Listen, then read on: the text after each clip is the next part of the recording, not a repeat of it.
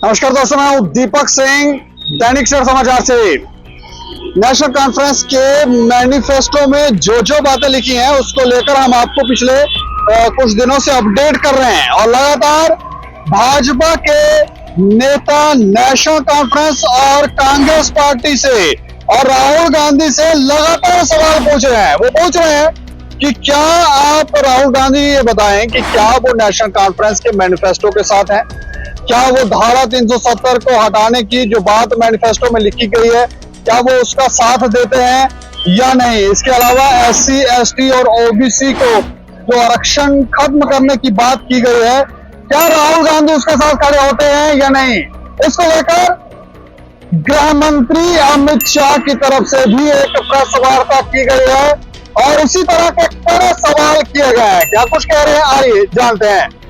मैंने प्रश्न उठाया कि नेशनल कॉन्फ्रेंस का जो एजेंडा है तो उनके अलायंस पार्टनर कांग्रेस पार्टी और श्री राहुल गांधी इसके साथ सहमत है या नहीं है, वो घोषणा करे। एजेंडा क्या है नेशनल कॉन्फ्रेंस का, जिसको प्रिंटेड उन्होंने बांटा है। एजेंडा क्या है? कश्मीर का अलग ध्वज बनेगा राष्ट्र ध्वज के सामने, जो पहले था वो वापस लाना चाहता है। क्या कांग्रेस पार्टी इसके साथ सहमत है? 370 वापस इंट्रोड्यूस करने की मांग रखेंगे, क्या कांग्रेस पार्टी इसके सहमत है? इन्होंने कहा है कि मोदी जी के आने के बाद जो ST, SC, OBC का रिजर्वेशन मिला 370 जाने के बाद, इस पर हम पुनः विचार करेंगे। तो कांग्रेस पार्टी ने ये स्पष्टता करनी है कि जम्मू कश्मीर में से ST, SC, OBC के रिजर्वेशन को समाप्ति की जो बात है, इससे कांग्रेस पार्टी और राहुल गांधी सहमत है या नहीं है।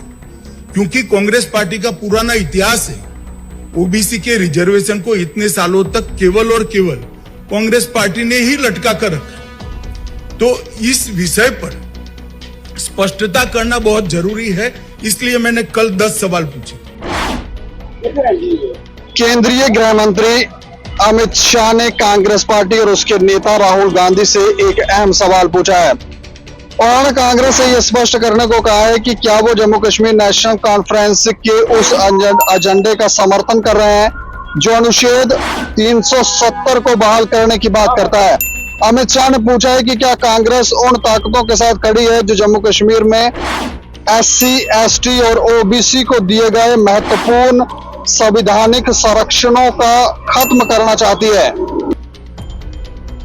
2019 में अनुच्छेद 370 हटाने के बाद जम्मू कश्मीर में उन समुदायों के लिए अधिकारों के दरवाजे खुले जो दशकों से वंचित थे। केंद्र सरकार के इस ऐतिहासिक फैसले ने दलितों, आदिवासियों और पिछड़े वर्गों को आरक्षण, सरकारी नौकरियों और शिक्षा के अवसर दिलाए जो पहले उनके लिए उपलब्ध नहीं थे।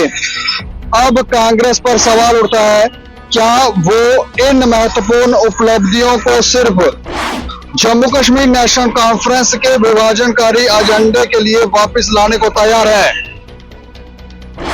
देखिए, 370 से वापस आ नहीं सकती है। तो ये लोगों को बेवकूफ बना रहे हैं। मैं एक बेस्ट पाकिस्तानी रिफ्यूजी बोल रहा हूँ, जैसे मर्जी कर ले। कांग्रेस ने क्या पीछे जो MP की इलेक्शन हुई है, 8,500 रुपये उन्होंने बोला था देना हमने हर घर को, क्या दे दिया बाहर में? जब दिया तो फिर तो हम मानेंगे। सब झूठे फुलके बना रहे हैं सत्ता में आने के लिए। बीजेपी ठीक है, बीजेपी ठीक है, ना खाएगी ना खाने देगी। ये फाके मर रहे हैं इस टाइम, इसीलिए ज्यादा शोर मचा, इसी कारण शोर मचा रहे हैं।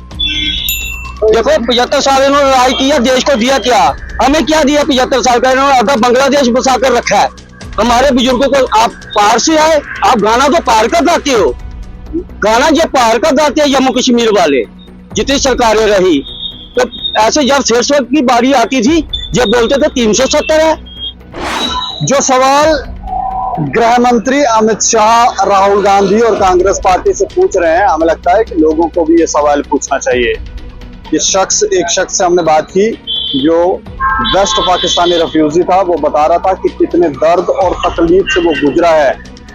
लंबे समय तक उनका स्टेट सब्जेक्ट नहीं बना, उनको नौकरियां नहीं मिली और वो यहाँ पिसते रहे। लेकिन अब जो नेशनल कॉन्फ्रेंस ने अपना मैनिफेस्टो जारी किया है, उसमें जो उन्होंने 370 की बहाली की बात की है, धारा 370 की बहाली की बात की है। इसके अलावा उन्होंने कहा है कि वो SC, ST और OBC को जो आरक्षण दिया गया वो भी खत्म कर देंगे। और इससे ऐसा लगता है कि वापस से धारा 370 हटाए जाने से पहले का माहौल वो यहाँ पर बनाना चाहते हैं। विभाजनकारी नीति ये लगती है और इसको लेकर चर्चाएं भी हो रही हैं, लेकिन आप इसके ऊपर राय रखें और देख रहे हैं दैनिक समाचार। मुझे और मेरे से होगी अरुण कुमार को दें इजाजत। नमस्कार।